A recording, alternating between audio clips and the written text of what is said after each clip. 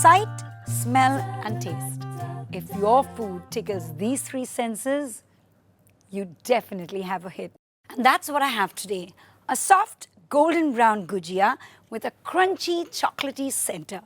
Thanks to Sunfeast Dark Fantasy.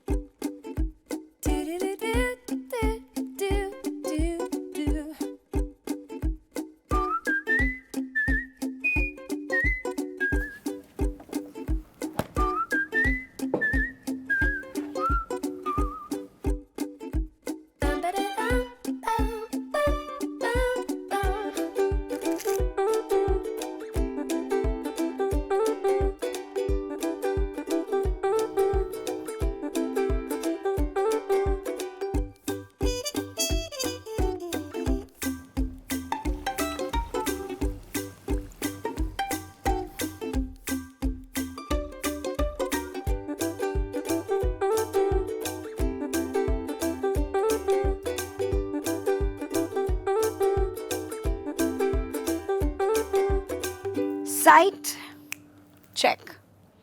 Aroma, check. Taste, I know it's going to be awesome. Well, don't look at me, go on and stir in those senses.